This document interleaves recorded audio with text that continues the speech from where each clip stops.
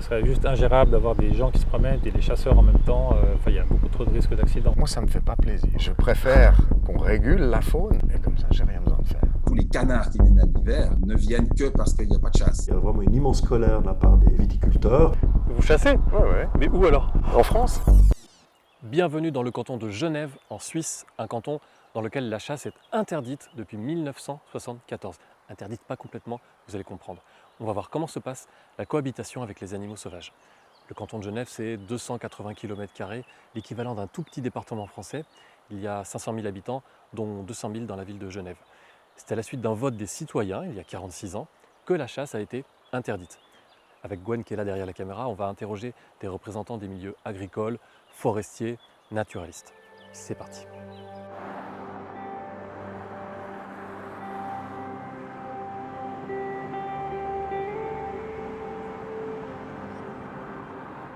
On va voir un naturaliste qui connaît parfaitement la faune du bassin de Genève, Jacques Gilliron. Est-ce que les animaux sauvages sont perçus, à votre sens, différemment par les citoyens dans le canton de Genève que côté français, par exemple?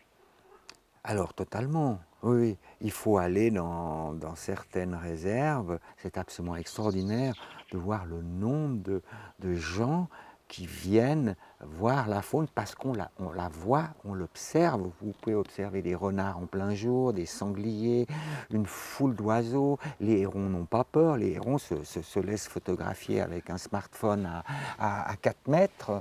Les canards aussi. Moi, je ne connais pas une seule région en France où on peut observer des sarcelles. Voilà, des petits canards à 3,50 m, des animaux sauvages, et pas un individu, mais des dizaines de sarcelles que le public peut voir. Cette faune qu'on ne peut pas observer avec autant de facilité lorsqu'on passe la frontière, par exemple. De votre point de vue, l'arrêt de la chasse de loisirs a fait changer le comportement de certains animaux? Oui. À Genève, vous avez un promeneur qui a son chien en laisse, même des fois le chien n'est pas en laisse, et puis le héron lève juste un œil comme ça, a appris à étudier le comportement du chien ou des promeneurs, voit qu'il risque absolument rien, et puis les gens passent, et puis les animaux se laissent observer. C'est fabuleux. De même, tous les observateurs qui vont observer des blaireaux, on les observe beaucoup plus facilement à Genève que du côté français. Il n'y a pas de problème. On sait que le blaireau sort à 8h moins le quart.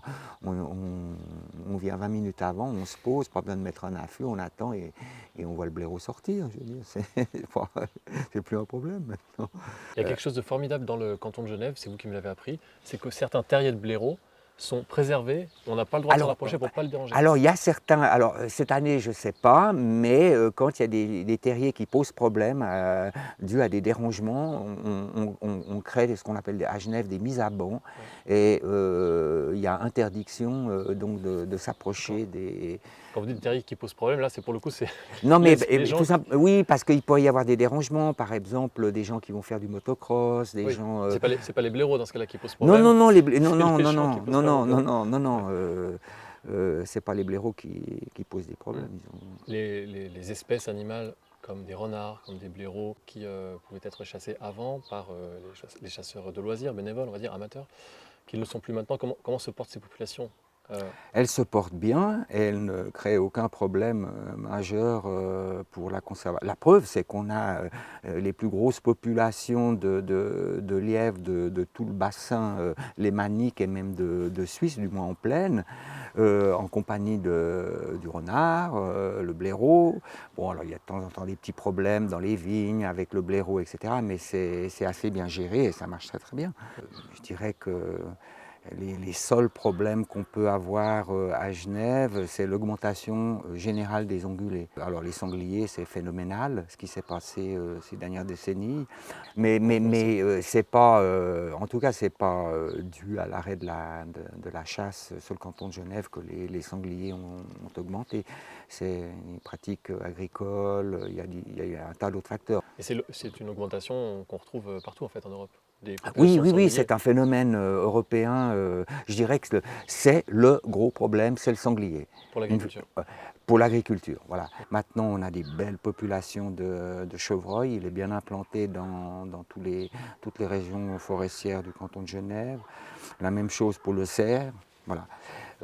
Mais grosso modo, si on exclut les ongulés, le problème de la faune et de la chasse ne se pose plus à Genève.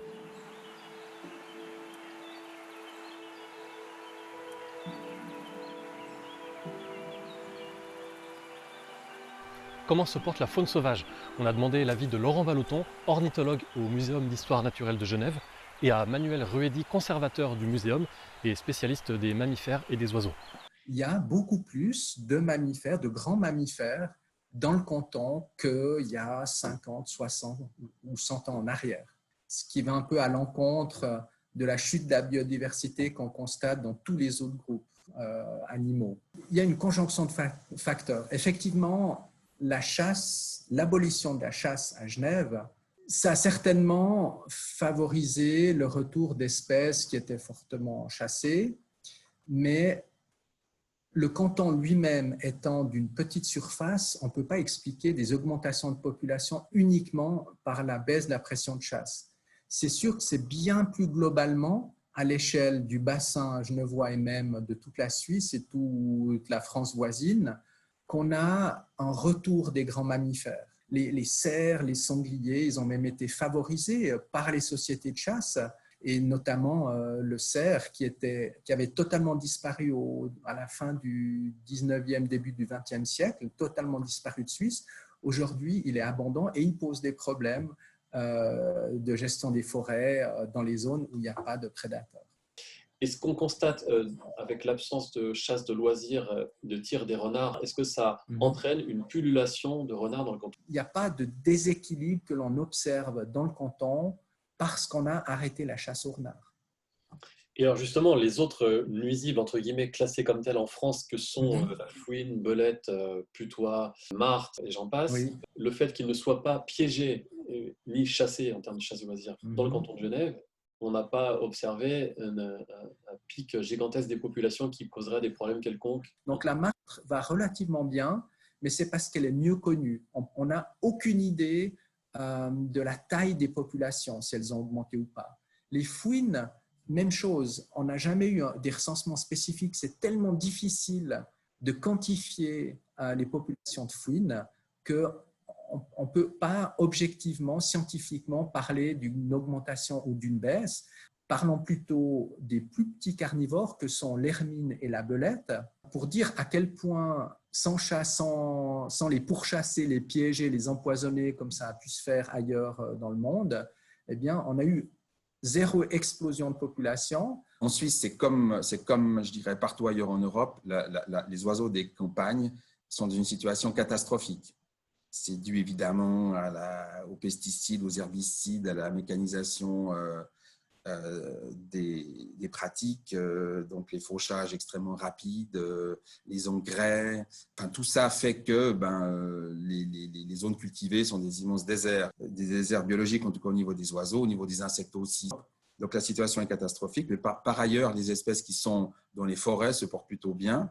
À Genève, il y a une situation particulière par rapport au reste de la Suisse en général, c'est qu'il y a une politique on va dire, de protection de la nature qui est extrêmement développée, avec une campagne où ils ont mis en place des structures pour des espèces, des bancs d'abri, ce qu'ils appellent donc des zones où les espèces peuvent aller se réfugier. Les bancs d'abri, c'était vraiment des structures non fauchées qui permettent à des espèces d'aller se reproduire tranquillement pendant que à côté on fauche. C'est une manière de procéder qui est assez répandue en Suisse, mais elle est particulièrement développée à Genève. Ça, c'est vraiment une volonté politique qui est tout à fait particulière à Genève et qui fait que la situation à Genève est vraiment privilégiée par rapport au reste de la Suisse.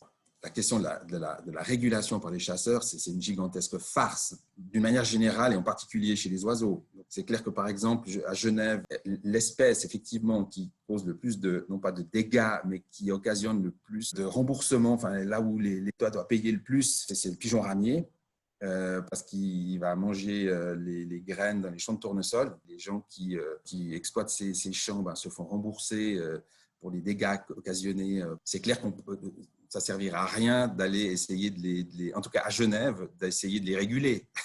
Je veux dire, ce serait juste absolument impossible. Même si on voulait, on ne pourrait rien faire, à mon avis. On ne pourrait pas réguler ces populations en leur tirant dessus. Il y a un argument qu'on entend beaucoup côté français, c'est celui des renards qui distillent les chasseurs français, depuis l'interdiction de la chasse des renards dans le canton de Genève, ont augmenté jusqu'à faire disparaître les perdrix. Le problème des perdrix, c'est que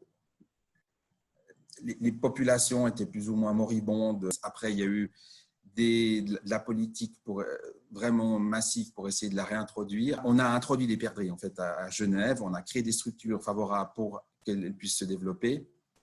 Et ça n'a pas marché. Et puis, on a mis ça effectivement sur le compte du fait qu'il y a énormément de renards à Genève. Ça doit avoir un impact forcément pour ces espèces qui nichent au sol. Mais le problème aussi, c'est que ces perdrix qu'on réintroduisait, c'était des perdrix d'élevage complètement incapables de se défendre. Ils n'avaient jamais vu un prédateur de leur vie. Enfin, donc là, il y a aussi un biais qui est induit par ça. Vous, en tant qu'ornithologue sur le cas des perdrix, est-ce que vous seriez favorable à ce qu'on pratique à Genève le piégeage des renards ou le tir massif des renards comme il est fait en France? En aucun cas. La première chose à faire, si on veut restaurer un semblant de diversité biologique, c'est de maintenir tous les éléments qui participent de cette diversité. Donc, on ne va pas commencer à piéger des renards pour protéger des perdrix qui ont disparu parce qu'on a détruit l'habitat, qui est vaguement en train d'essayer d'être restauré, mais encore, voilà, c'est à mon avis complètement aberrant de se comporter de cette manière. Puis après, pour faire quoi? Pour aller utiliser des produits pour tuer les rongeurs qui deviennent eux-mêmes aussi des ravageurs dans les champs parce que les paysans ne veulent plus des campagnols, etc. Alors que des gros consommateurs de campagnols, c'est quand même les renards, etc. etc. Donc, je veux dire, tout ça, on marche sur la tête de vouloir faire ce genre de choses. Les soi-disant nuisibles qu'il faudrait éradiquer, c'est à mon avis un non-sens. Vous savez qu'en France, la chasse des oiseaux migrateurs, c'est quelque chose d'absolument florissant. J'imagine que vous ne seriez pas pour le fait qu'on fasse de la chasse des oiseaux migrateurs de passage à Genève? Évidemment que non. On entend tout le temps, à longueur de journée, à longueur d'année, des problèmes liés à la disparition des espèces. Et donc, je ne vois pas comment, dans ce contexte-là, on pourrait encourager à leur tirer dessus. La rade de Genève, c'est-à-dire le bout du lac, où il y a le Rhône qui commence et puis qui part vers la France, hyper urbanisé. C'est un site Ramsar, donc une zone qui a été reconnue comme d'importance internationale pour les oiseaux d'eau. Tous les canards qui viennent à l'hiver ne viennent que parce qu'il n'y a pas de chasse. C'est-à-dire que vous tirez un coup de feu là-dedans de temps en temps, puis ce serait fini. Les rassemblements de canards, on voit bien que c'est directement lié à la qualité de l'eau, à la présence de nourriture dans le lac, mais aussi à l'absence de chasse qui est extrêmement importante pour que ces oiseaux s'habituent à venir là, reviennent, prennent des vraies habitudes et occupent ces zones en grand nombre pendant l'hiver. Ça, c'est vraiment, vraiment lié à la tranquillité et à l'absence de chasse. Ça, c'est quelque chose qui s'est vu. À l'arrêt de la chasse, alors, il y a une différence notable entre avant, au niveau des canards hivernants, entre avant et après.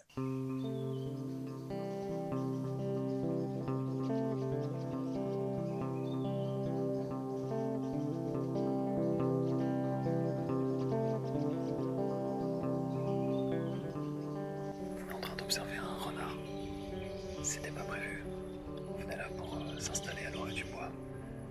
Mais il est sorti, on l'a découvert avant qu'on ait le temps de s'installer. Donc on n'est pas en tenue de camouflage, on n'est pas bien caché. On s'est assis en catastrophe à la lisière. Le renard est en train de chercher une pitance. Qu'en est-il des dégâts agricoles? Lorsque des animaux causent des dégâts aux cultures, le canton indemnise les agriculteurs après que les agriculteurs aient rempli ce formulaire de déclaration des dégâts. Le canton paye aussi aux agriculteurs les clôtures de protection des cultures contre l'intrusion des chevreuils, des sangliers. Ce sont soit les agriculteurs qui les posent, soit les gardes du canton eux-mêmes qui viennent poser les clôtures. L'absence de chasse de loisirs, ça ne veut pas dire qu'aucun animal n'est tué. Certains le sont par les gardes presque exclusivement.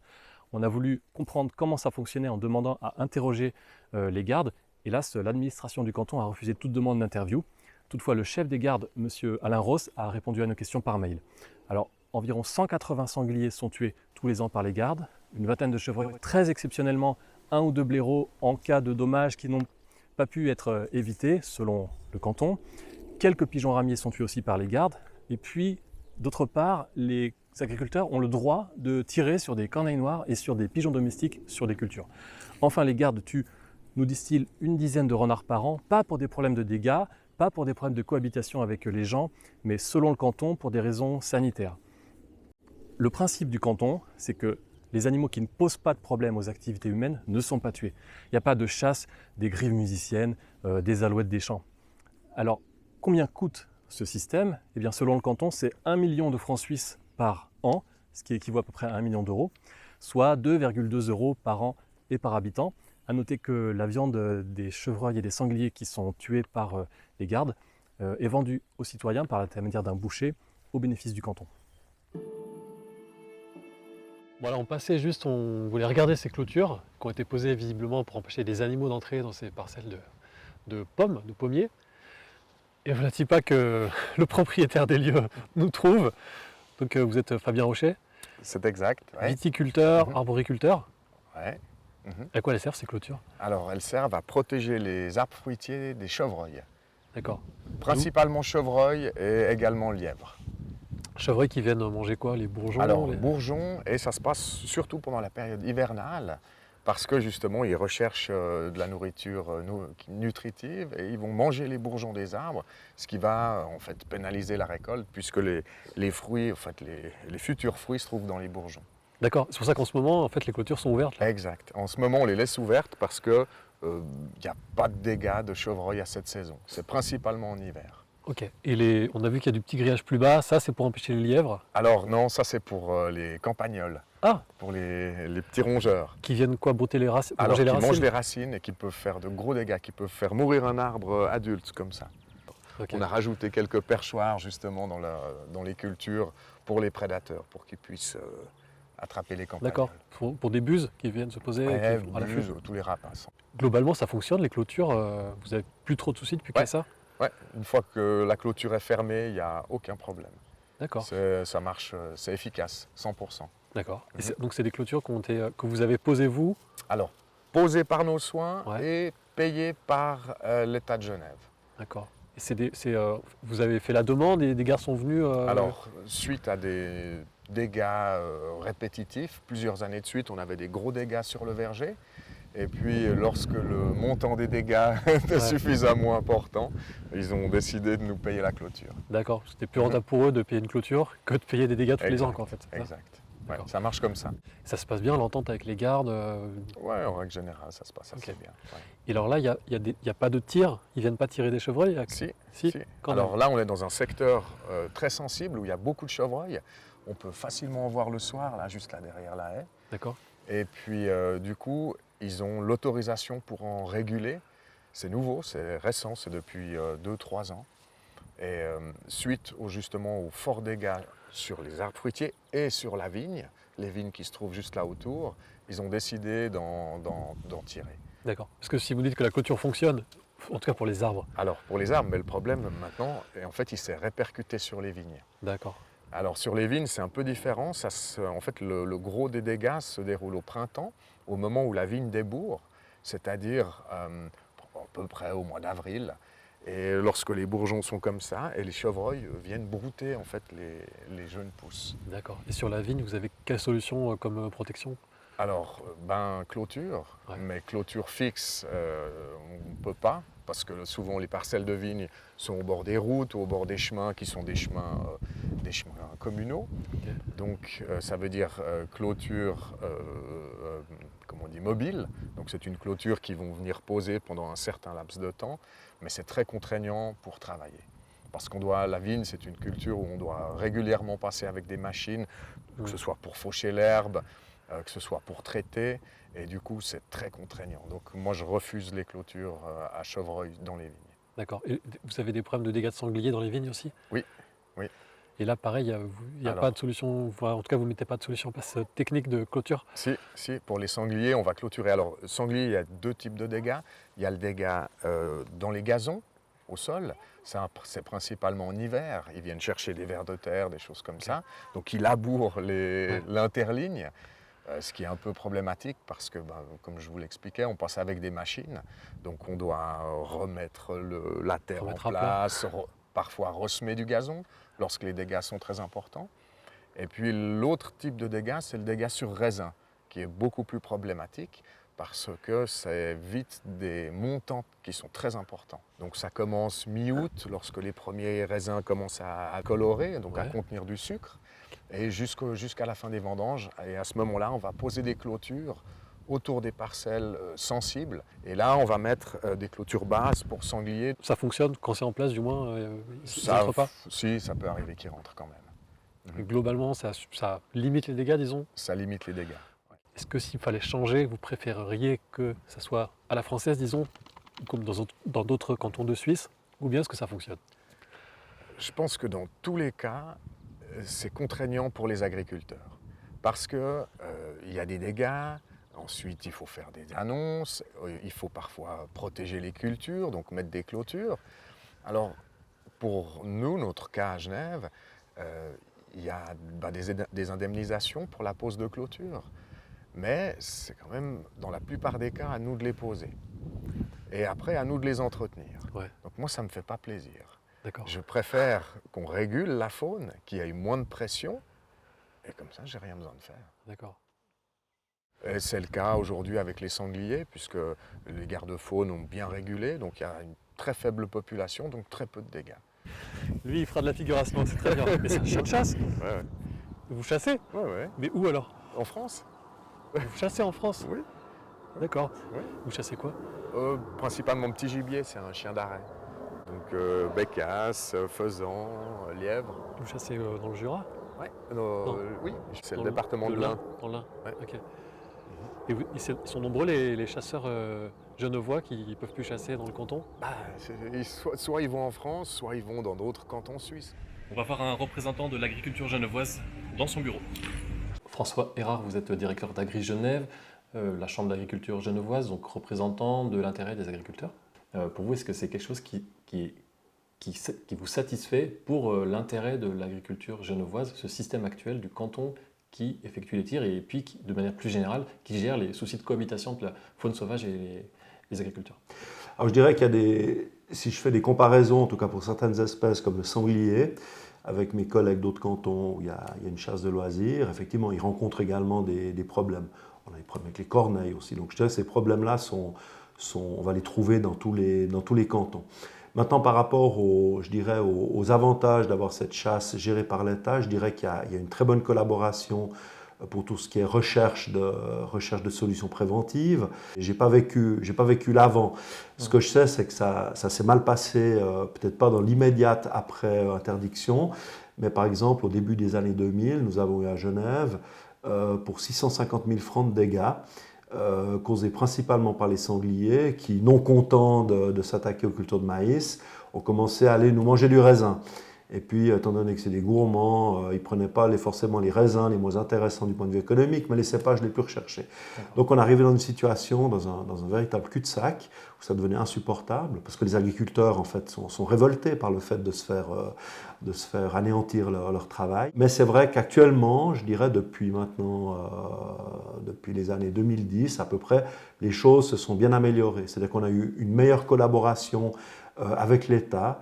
Il a été mis en place des systèmes de prévention qui sont efficaces, mais qui nécessitent beaucoup de temps. C'est par exemple le clôturage. À Genève, on pose 65 km de clôture chaque année, que ce soit dans les vignes, dans les cultures. Donc c'est un monstre travail. Comment les agriculteurs, selon vous, perçoivent ce système de soutien par le canton?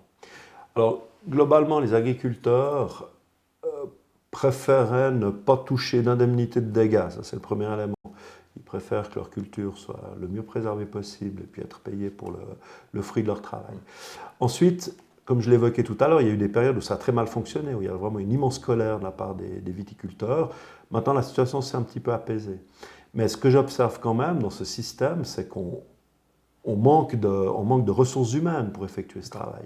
Donc pour ma part, je pense que ce système, il est profitable actuellement parce que de nouveau, il y a un effort de recherche de solutions de prévention que nous n'aurions peut-être pas avec une chasse de loisirs, mais ça je ne peux pas m'avancer parce que je ne connais pas le système.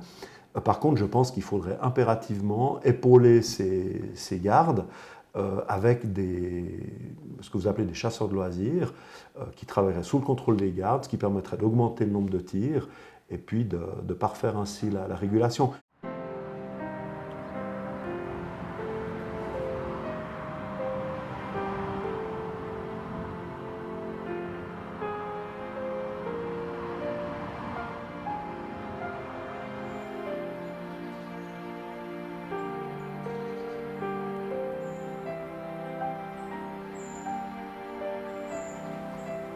Rendez-vous avec un forestier dans une forêt qui est en fait un parc urbain en ville, juste à côté de son bureau.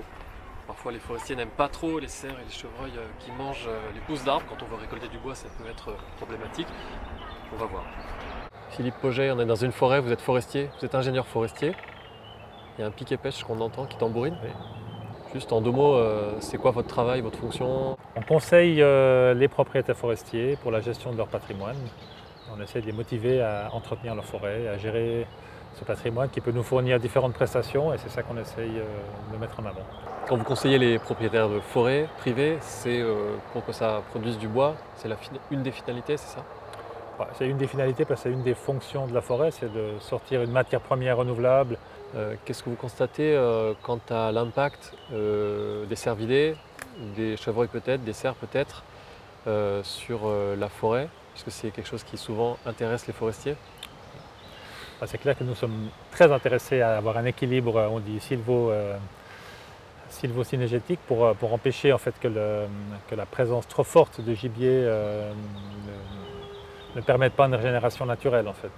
Et c'est vrai que, alors, chez les privés actuellement, comme on est dans une forêt qui est à peu près partout le même âge, qui est issue justement de la Seconde Guerre mondiale, donc il y a 70 ans comme ça, donc on n'est pas encore en phase de régénération.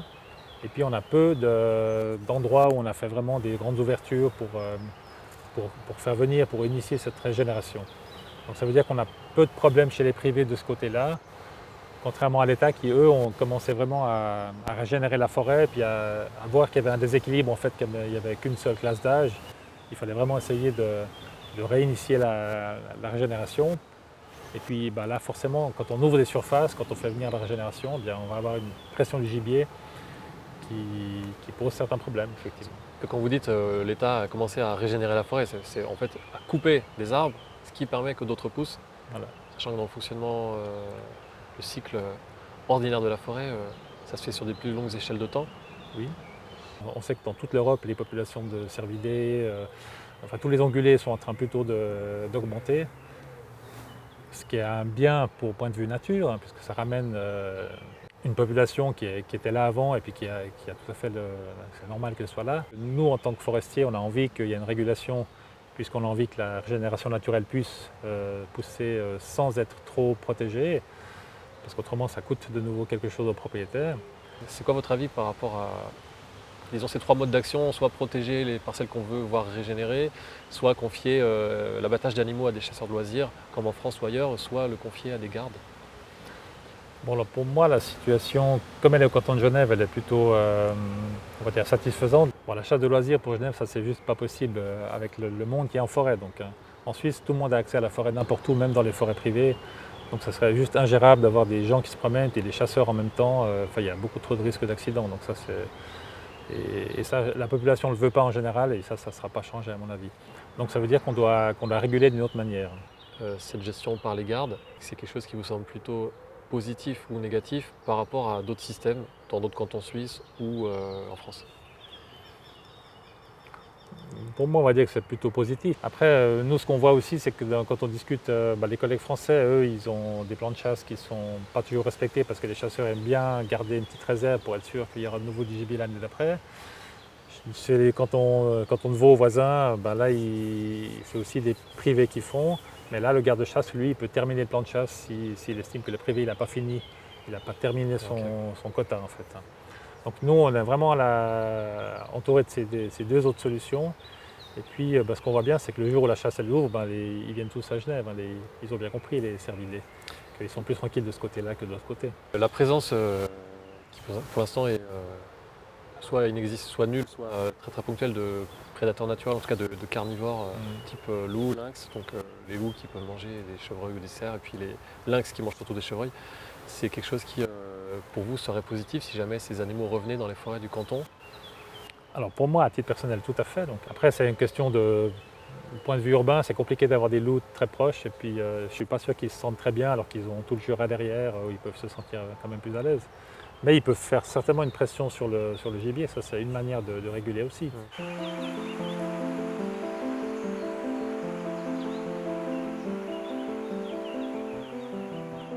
Voilà finalement comment se passe la cohabitation entre les humains et les animaux sauvages dans le canton de Genève. Plutôt bien me semble-t-il, il n'y a pas de pullulation de renards par exemple, malgré l'absence de piégeage. Pareil pour les fouines, les martres, les belettes qui ailleurs peuvent être piégées abondamment. Il n'y a pas non plus de pullulation ici de blaireaux, malgré l'absence de déterrage. Et les difficultés qui existent, c'est la cohabitation entre des pratiques agricoles, forestières et certains animaux qui sont un peu les chevreuils, un peu les cerfs, mais surtout les sangliers. C'est une situation qui est assez générale à l'ensemble de l'Europe. Les sangliers posent des problèmes à l'agriculture, qu'il y ait ou pas de la chasse de loisirs. Alors les représentants du monde agricole, du monde forestier réclament plus de tir des herbivores. Je pense qu'on pourrait au contraire aller vers un système de zéro tir, mais c'est complexe, ça nécessite de revoir les pratiques agricoles, peut-être des parcelles plus petites, peut-être une meilleure ingénierie des clôtures, pareil en forêt, favoriser le retour des prédateurs naturels. Alors est-ce qu'on peut transposer ce système du canton de Genève de non-chasse de loisirs ailleurs tel quel? Il faut faire attention en se rappelant que ce canton a une superficie assez modeste, mais je pense qu'on peut toutefois s'en inspirer largement et qu'on pourrait même aller encore plus loin en imaginant un système de cohabitation entre les humains et les animaux sauvages qui ne soit pas du tout basé sur les tirs. C'est complexe, ça nécessite réflexion, ça nécessite préparation, ça nécessite volonté. Je vous laisse imaginer un système, un monde dans lequel on n'aurait pas du tout l'envie et le besoin de tirer sur des animaux sauvages.